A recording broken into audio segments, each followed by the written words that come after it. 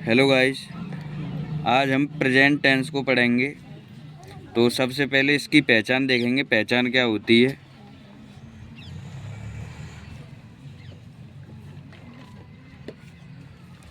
पहचान देखेंगे पहले इसकी पहचान होती क्या है।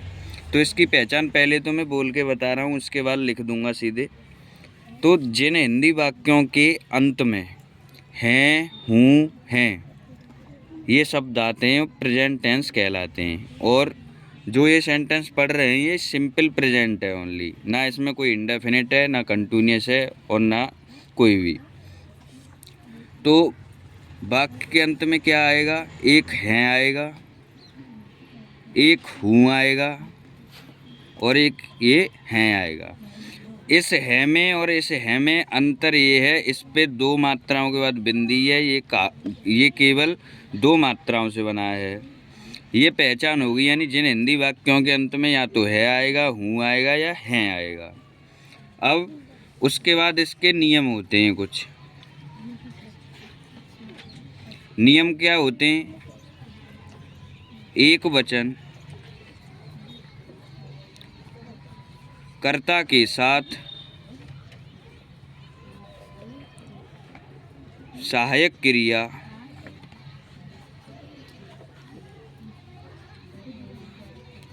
इज लगाते हैं। नंबर एक नियम है ये। नंबर दूसरा, बहुवचन कर्ता के साथ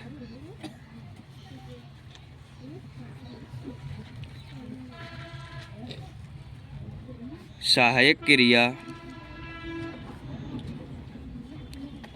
आर लगाते हैं। नंबर तीसरा, स्पेशल जो आई कर्ता होता है, आई माने में,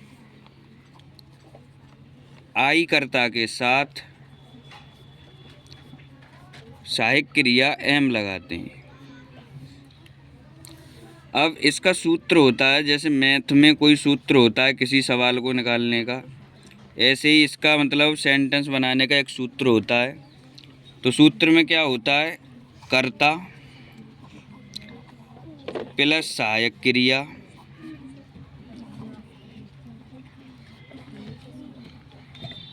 प्लस कर्म प्लस में आदि। आदि का मतलब जो कर्म के बाद और कोई भी शब्द बचा उसमें वो आता है। अब इसका एक एग्जाम्पल लेंगे हम।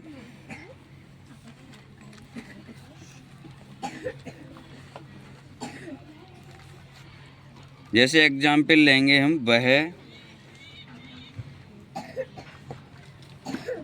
लड़की है। तो वह की मीनिंग आप सभी जानते होंगे कि पुल्लिंग में वह की मीनिंग ही लगाते हैं, जो लड़का के लिए प्रयोग करते हैं। और लड़की के लिए वह की मीनिंग क्या लगाते हैं? सी, यानी ये मेल ये फीमेल। अब इसे बनाएंगे कैसे? इस सूत्र के अनुसार चलेंगे। सबसे पहले कर्ता, कर्ता क्या है इसमें? वह लड़की है। कौन है? वह। तो कर्ता की मीनिंग सी। उसके बाद दूसरे नंबर पर लिखा हुआ है सहायक क्रिया। अब सहायक क्रिया, ऊपर नियम पढ़ना है हमें, एक वचन कर्ता के साथ सहायक क्रिया इज लगाते हैं। तो सहायक क्रिया एक वचन करता है ये सी, तो सी इज। अब वह लड़की है, तो हम सिंगल लड़की के लिए ही तो बोल रहे हैं। तो यहाँ पर एक यानी एक की मीनिंग अपनी तरफ से ए लगा लेंगे। तो सी इज ए, और कौन है? लड़की, गर्ल। ये सेंटेंस कंप्लीट हुआ। उसके बाद एक और एग्जाम्पल ले लेते हैं।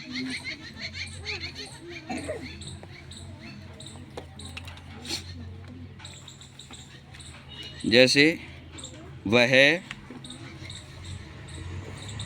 धनी है। अब ये कोई भी हो सकता है, या तो लड़की भी हो सकती है वह धनी है, या लड़का भी हो सकता है।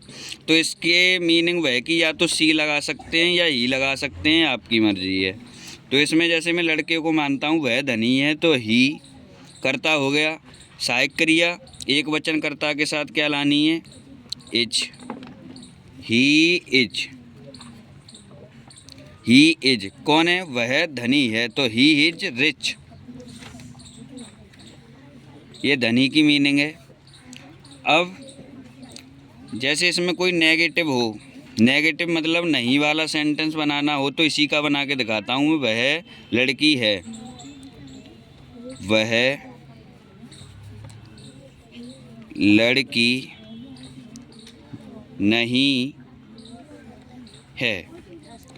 तो इसमें कुछ नहीं करना, जो सहायक क्रिया आती है हमारी, जैसे इज आता है, एक आर आता है, एक एम आता है, इनके बाद बस हमें नहीं की मीनिंग में नोट जोड़ देना है, बाकी सहायक क्रिया यूँ ही की त्यों ही लिखनी है।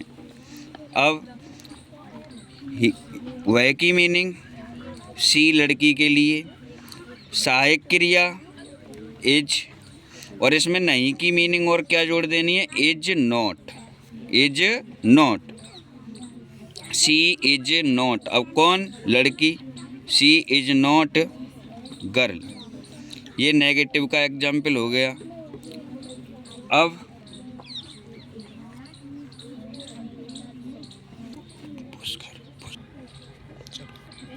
अब हम अगला एक इंटेरोगेटिव का लेते हैं। इंटेरोगेटिव का मतलब होता है प्रश्नवाचक वाक्य, यानी क्वेश्चन मार्क शब्द होते हैं उसमें। तो जैसे हमने एक एग्जाम्पल लिया, क्या वह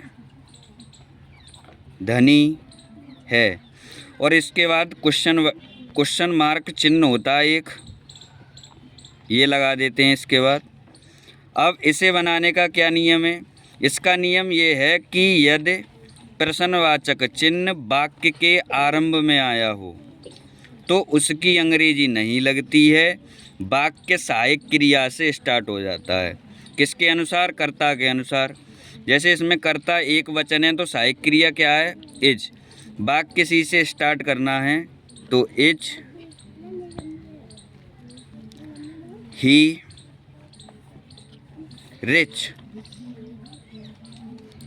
रिच धनी की मीनिंग है, और क्वेश्चन मार्क लगा देंगे बस। ये प्रश्नवाचक सेंटेंस बन गया तुम्हारा। और एक बात ध्यान रखनी है इसमें, जैसे बहुवचन आ जाता है, ये बहुवचन कर्ता के साथ आर सहायक क्रिया आती है, तो यहाँ पर सिर्फ आर लगानी है, और यहाँ जैसे यू होता तो यू की जगह अब आर आ जाता, क्योंकि ये बहुवचन है। और मैं समझता हूँ ये present tense, simple present tense ख़त्म हो चुके हैं। समझ में आया हो तो वीडियो को लाइक करें और चैनल को सब्सक्राइब करें। Thank you.